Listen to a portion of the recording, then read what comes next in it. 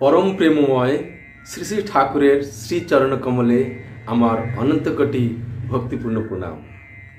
परम पूज्यपाद श्री श्री आचार्य देवेर श्री चरण कमले आमार अनंत कोटी भक्तिपूर्ण प्रणाम।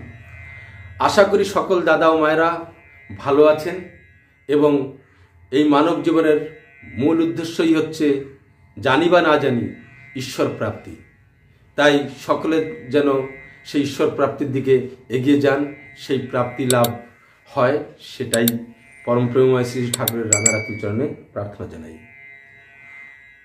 তার সঙ্গে যে সকল দাদা ও মায়েরা আমার এই ভিডিও দেখছেন, শুনছেন, অনুভব করছেন, যুক্ত হয়ে আছেন সাবস্ক্রাইব করে, সকলের যথাস্থানে প্রেম প্রীতি ভালোবাসা শ্রদ্ধা ভক্তি সহ রানন্দিত জয় গুরু। আজকে প্রসঙ্গ সত্যানুসরণে একটা বাণী পাঠ করব, যে বাণীটি পরম পূজ্যপাদ শ্রী শ্রী বরদার সম্মুখে আলোচনা হয়েছে। এই বাণীর মাধ্যমে আমরা জানতে পারব যে ভালোবাসা কি জিনিস, মানুষকে বশীকরণ করার কায়দাটা কি, হিপনোটাইজ কি করে করা যায়, আরো কি জানবো যে আমাদের দোষ দেখা প্রবৃত্তি কেমন, আর সেই দোষ দেখা প্রবৃত্তির থেকে তার পরিণাম কি হয় এবং তার থেকে মুক্তি পাওয়ার রাস্তাটা কি। আসুন বেশি কথা না বলে আলোচনায় প্রবেশ করা যাক। তবে একটাই অনুরোধ, যে সকল দাদা মায়েরা আমার ভিডিওটি দেখছেন, যারা নতুন করে দেখছেন তারা সাবস্ক্রাইব করে নেবেন, যাতে পরবর্তী সময়ের অন্যান্য ভিডিওগুলি আপনাদের কাছে পৌঁছে যাবে। এবং কোথা থেকে দেখছেন জানাবেন, জানালে আমি উৎসাহ প্রেরণা বা আশীর্বাদ মনে করব। ঠিক আছে, তো আজকের বাণীটি এমনিভাবে, এটা খুবই সত্য কথা যে মনে যখনই অপরের দোষ দেখবার প্রবৃত্তি এসেছে, তখনই ওই দোষ নিজের ভিতরে এসে বাসা বেঁধেছে।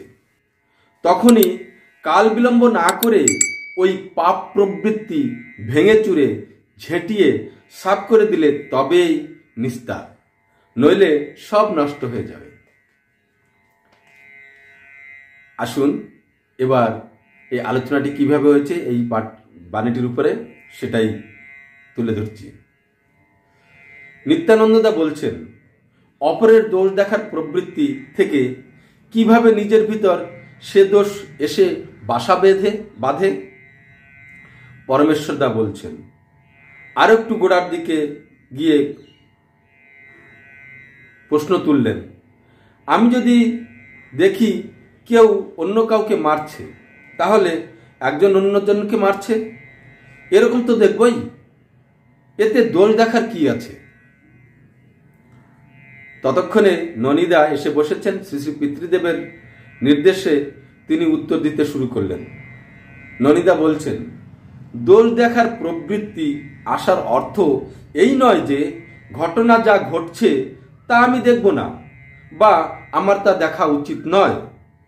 দোষ দেখার প্রবৃত্তি আসার অর্থ ওই দোষের ধ্যান করা, যার ফলে আমার স্বভাব আমার অলক্ষ্যে নিন্দিত হয়ে পড়ে, আর ওই দোষ ধ্যান করার ফলে আমার মধ্যে তা এসে বাসা বাঁধে। এই কথাটা অর্থটা কি, যে দোষ দেখা যা ঘটছে তা তো আমরা দেখবই, এই দেখব না বা দেখা উচিত না এরকম কিছুই নয়।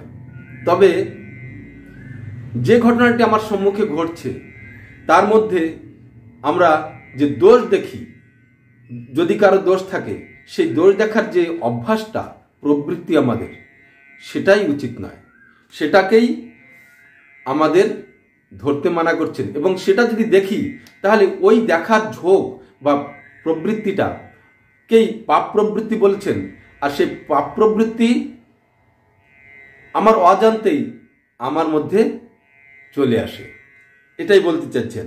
তাই দোষ দেখার ধ্যান, অর্থাৎ কেউ কোনো দোষ করলো, সেই দোষটাকে ধরে নিয়ে আমি বিভিন্ন রকম সমালোচনা করা শুরু করলাম। কেন করলো, কেমন করলো, এমন কি হয় নাকি, এমনি করা কি উচিত নাকি, এরকমভাবে বিভিন্ন কথা আমরা চিন্তা করে থাকি। এরপর শিবদয়ালদা বলছেন কিভাবে ওই দোষ ঝেঁটিয়ে সাফ করা যায়। ননীদা, এর জন্য ইষ্টানুগ চলন চাই। শ্রী শ্রী পিতৃদেব বলছেন, বাণীটা আমার জন্য ভাবতে হয়। সব জিনিসের মধ্যে ভালো মন্দ দুইই আছে। সাপের বিষে মানুষ মরে, আবার সাপের বিষে বিষ নাশও হয়। এজন্য সবার আগে প্রয়োজন আত্মশুদ্ধি। আত্মশুদ্ধি নিজেকেই করতে হয়। কি করলে ওই ভাবটা, অর্থাৎ অপরের দোষ দেখার ভাবটা কেটে যায়, তাই করতে হয়। এখানে ঝাঁটা দিয়ে বাড়ির আবর্জনা ফেলার মতো ব্যাপার তো নেই। ভেতরের ওই ভাব, অর্থাৎ অপরের দোষ দেখার ভাব, যা করলে কেটে যায় তাই করতে হবে। ননীদা তাই বলতে চাচ্ছেন। পরমেশ্বরদা আবার প্রশ্ন তুললেন, কারো যদি দোষই না দেখলাম তাহলে অসৎ নিরোধ হয় কি করে? এই প্রশ্নটার অন্তর্নিহিত কথা, এনার বলার উদ্দেশ্য এটাই যে আমরা অসৎ নিরোধ করব কখন, যখন অসৎ হবে। তাহলে এই প্রশ্নটা মধ্যে রয়েছে যে আমরা অসৎটা আমার ভিতর কতখানি গেছে সেটা না দেখে আমরা অন্যেরটা দেখব, দেখিয়ে থাকি প্রায়।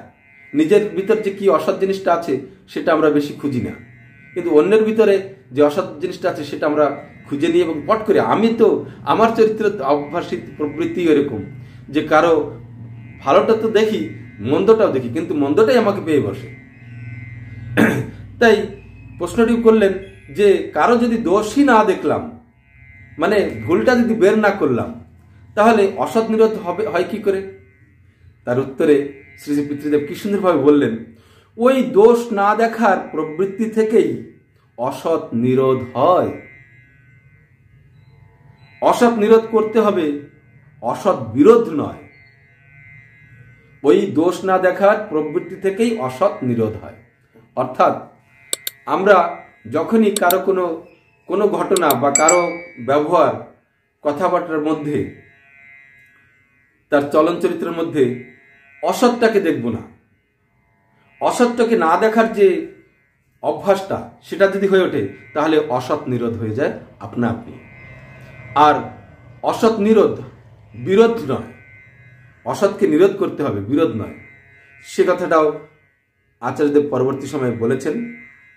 আজকে দেখি, ভবানীরা, আগে প্রথমে নিজের অসৎ প্রবৃত্তির নিরোধ করতে হয়। আমার যে অসৎ প্রবৃত্তি আছে আমি প্রথমে তাই নিরোধ করব। আমি যদি অসৎ নিরোধ নিজের উপর না করি তাহলে অন্যদের ক্ষেত্রে সৎ নিরোধ, অসৎ নিরোধ কিভাবে করব? সুন্দর কথা। আমি যদি নিজের অসৎ নিরোধ না করি তাহলে অন্যের উপর কি করে অসৎ নিরোধ করব? শ্রী শ্রী পিতৃদেব, হ্যাঁ, এই ধরো আমার ছেলে আমার পকেট থেকে টাকা নিয়ে কোনো দুস্থকে দিয়ে এলো, আমি তা দেখে মুগ্ধ হলাম, কিন্তু তা না হয়ে যদি তাকে রেগে বলি কেন সে আমায় না বলে ওই টাকা নিয়ে নিল, তাহলে কি হবে?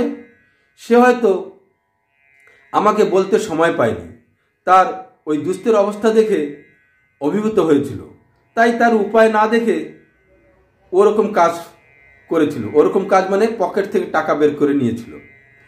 এখন যদি তাকে সঙ্গে সঙ্গেই রাগারাগি করি তাহলে ওই আনন্দ, তার ওই মহানুভবতা লক্ষ্য করে যে আনন্দ হয়, ওই আনন্দ আর পাওয়া যাবে কি? অসৎ প্রবৃত্তি নিজের মধ্যে যা আছে তা থেকে মুক্ত থাকতে হয়। ঝেঁটিয়ে সাফ করা মানে তার প্রশ্রয় না দেওয়া। কথা প্রসঙ্গে আসামের গৌহাটি কামাখ্যা দেবীর মন্দিরের কথা বললেন শ্রী শ্রী পিতৃদেব। ওখানকার কামাখ্যা দেবীর মন্দিরের পাণ্ডারা অনেকেই উচ্চশিক্ষিত, কিন্তু কি সুন্দর ব্যবহার মানুষের সঙ্গে।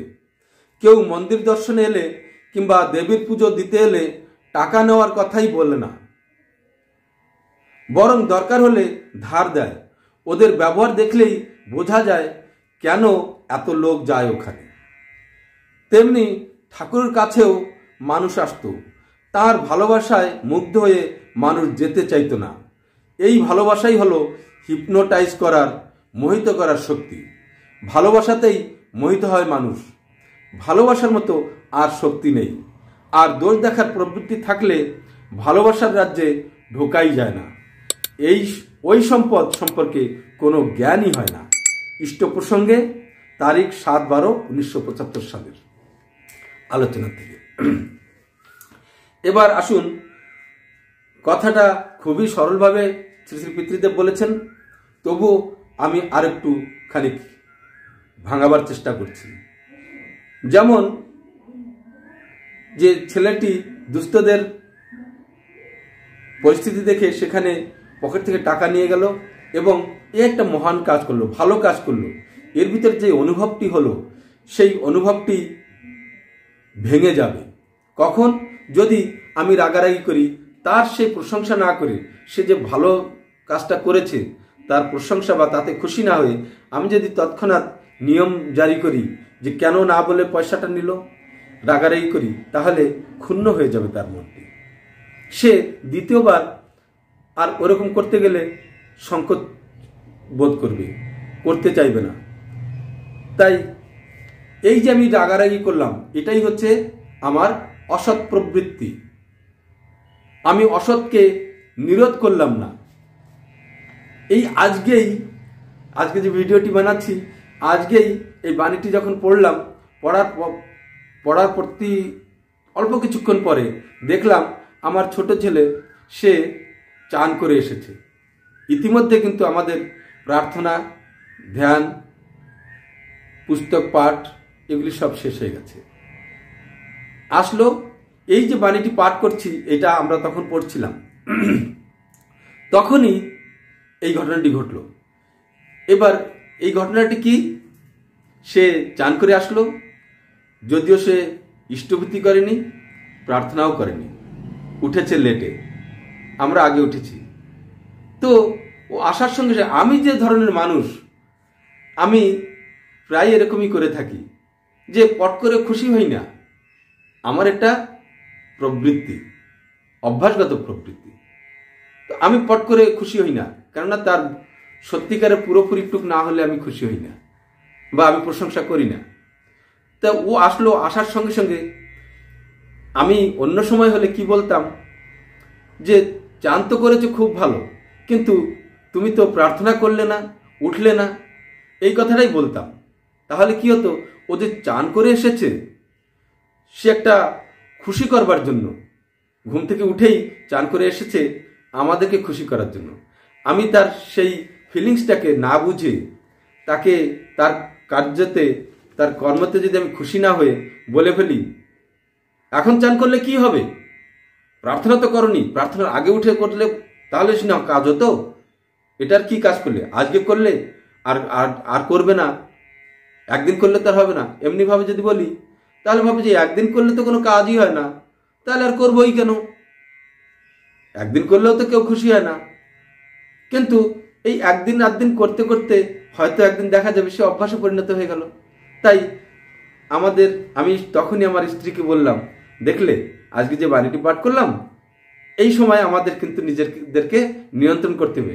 এই অসৎ প্রবৃত্তি আশঙ্কা জাগিয়ে না দিতে, সন্দেহ জাগিয়ে না দিতে, সংকুচিত না করার জন্য আমাদের সবসময় সচেতন থাকতে হবে। বাবা মায়ের, আমরা যেটা নিয়ন্ত্রণ করতে পারিনি হয়তো তারাও পারবে, আশা রাখতে হবে।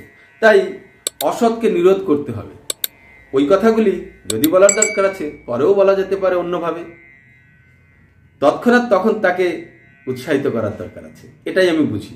যা হোক, তাহলে আরেকটি কথা বলছেন যে কামাখ্যাতে যে উচ্চশিক্ষিত পাণ্ডাদের কথা বলছেন শ্রী শ্রী পিতৃদেব, ওখানে উনি বললেন যে পাণ্ডারা অনেকেই উচ্চশিক্ষিত, কিন্তু কি সুন্দর ব্যবহার মানুষের সঙ্গে।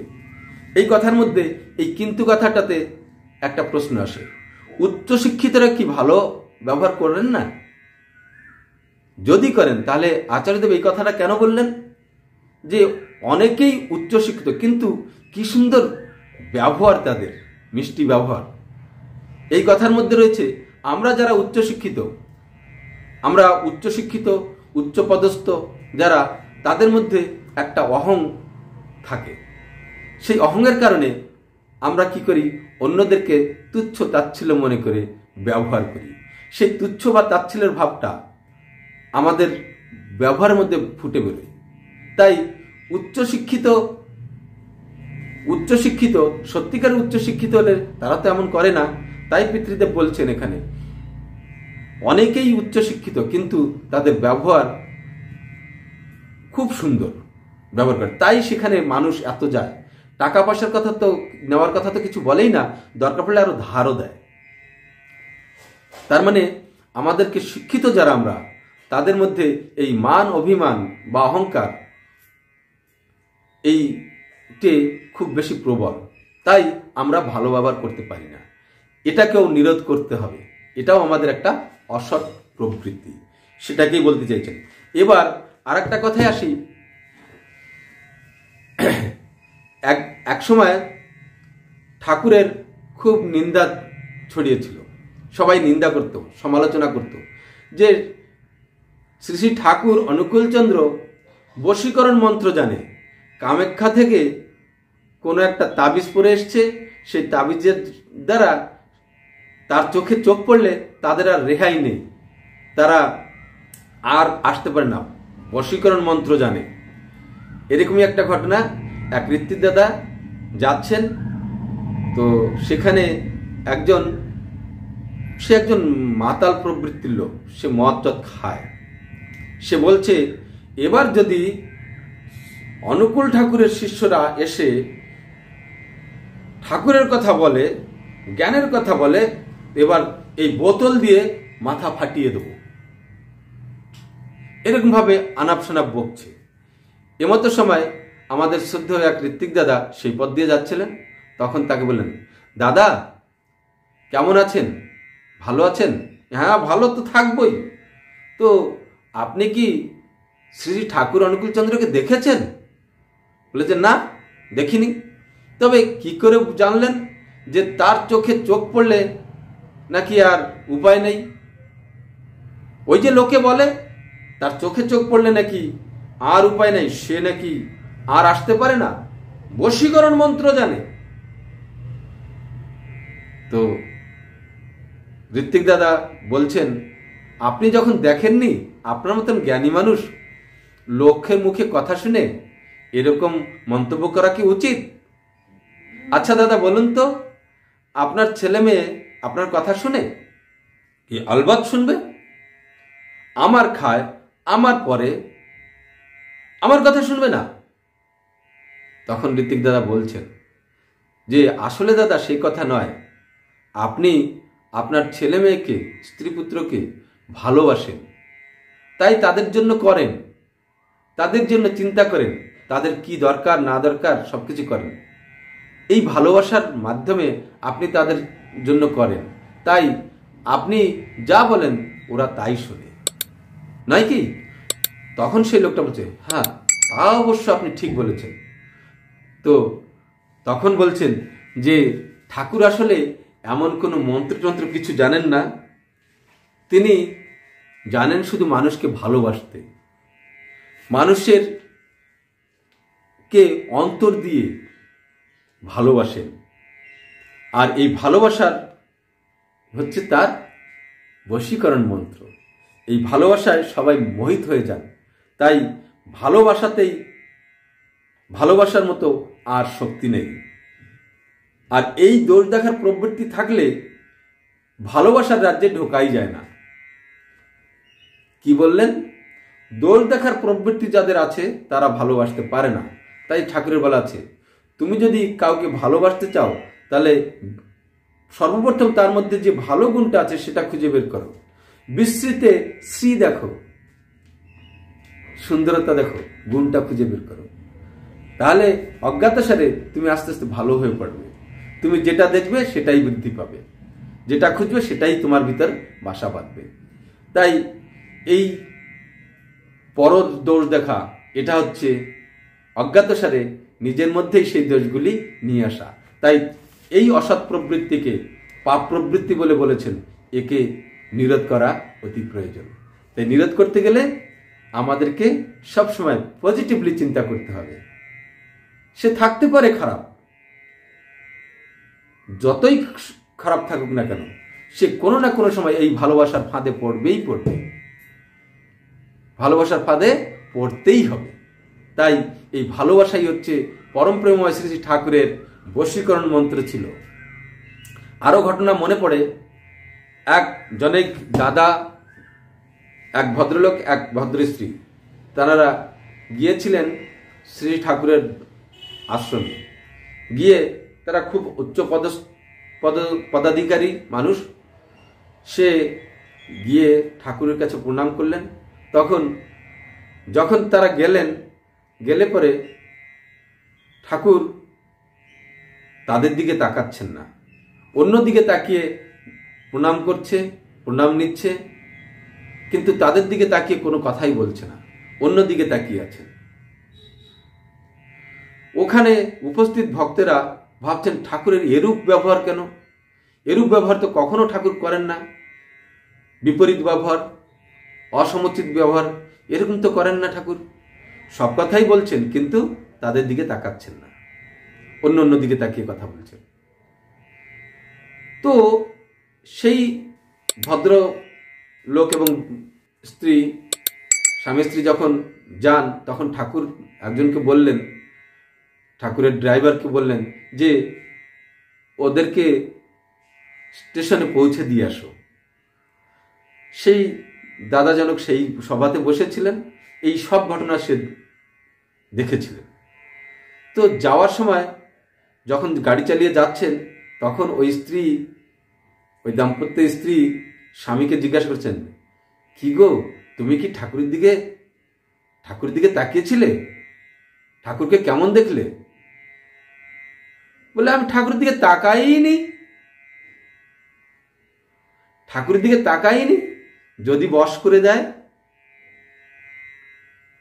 তখন ওই ড্রাইভার দাদা বুঝতে পারলেন যে ঠাকুর কেন ওনারা থাকা পর্যন্ত ওনাদের দিকে তাকাননি, অন্যদিকে তাকিয়ে ঘুরে ফিরে কথা বলছিলেন।